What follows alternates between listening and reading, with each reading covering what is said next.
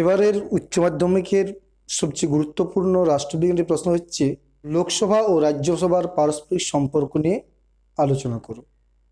ভারতবর্ষের পার্লামেন্টের দুটি কক্ষ, উচ্চকক্ষ রাজ্যসভা আর নিম্নকক্ষ লোকসভা। রাজ্যসভা ও লোকসভার নিরিখেই ভারতবর্ষের পার্লামেন্ট গঠিত। এক্ষেত্রে কোনো কোনো ক্ষেত্রে লোকসভার গুরুত্ব বেশি রয়েছে, আবার রাজ্যসভার গুরুত্ব কম।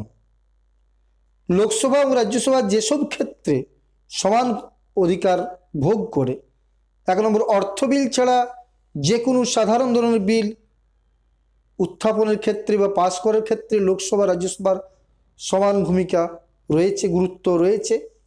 2 নম্বর ভারতবর্ষের রাষ্ট্রপতি ও উপরাষ্ট্রপতির নির্বাচন, তাদের সাধারণ সুপ্রিম কোর্টের বিচারপতিদের অপসারণ, নিয়োগ, বেতন, ভাতা উভয় কক্ষেই সমান ক্ষমতা নির্ধারণ করতে সমান ক্ষমতা ভোগ করে।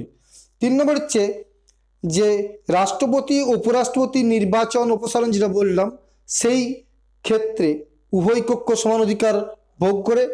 2 নম্বর সংবিধান, 3 নম্বর সংবিধান সংশোধন ক্ষেত্রে, অর্থাৎ সংবিধানকে সংশোধন করার জন্য যেসব পদক্ষেপ গ্রহণ করা উচিত, এক্ষেত্রে লোকসভা ও রাজ্যসভা সমান ক্ষমতা ভোগ করে।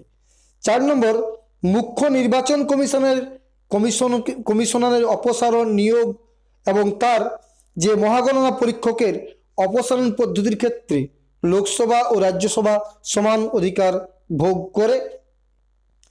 5 নম্বর রাষ্ট্রপতির জরুরি সংক্রান্ত যে ঘোষণা, সেই ঘোষণার ক্ষেত্রে লোকসভা ও রাজ্যসভা সমান অধিকার ভোগ করে। এরপর লোকসভা যেসব ক্ষেত্রে বেশি অধিকার ভোগ করে সেগুলো হচ্ছে যে লোকসভা অর্থ বিল পাস করতে পারে, সেক্ষেত্রে রাজ্যসভার ভূমিকা নেই। 2 নম্বর যে লোকসভা অর্থ বিল কিনা এ বিষয়ে সিদ্ধান্ত নেওয়ার ক্ষমতা কিন্তু লোকসভার রয়েছে, রাজ্যসভার নেই। 3 নম্বর রাজ্যসভা বাজেট নিয়ে আলোচনা করলে ব্যয় মঞ্জুরি দাবি বা বিনিয়োগ বিল বিল পাস করা ইত্যাদি লোকসভায় চূড়ান্ত বলে গণ্য হয়। ব্যয় মঞ্জুরি দাবি এই অপসারণ বা পাস করাটা লোকসভাতেই চূড়ান্ত বলে স্থির হয়।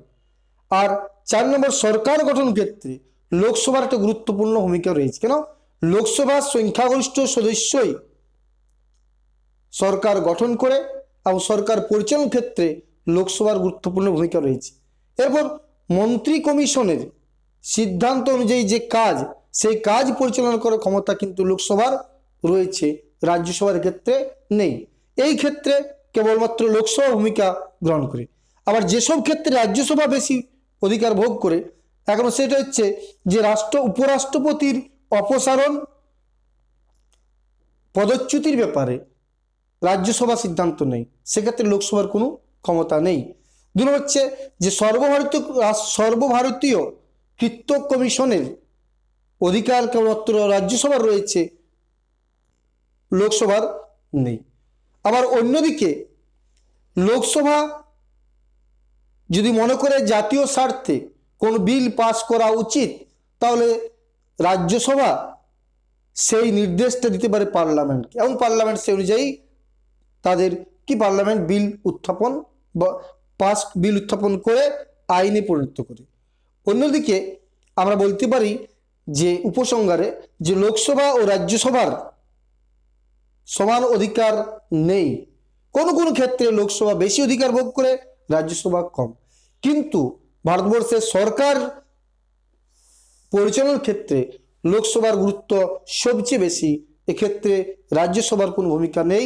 লোকসভাই প্রধান, রাজ্যসভা তার থেকে অনেকটা পিছনে। ঠিক আছে, আজ এখন পর্যন্ত থাকুক। জয় হিন্দ।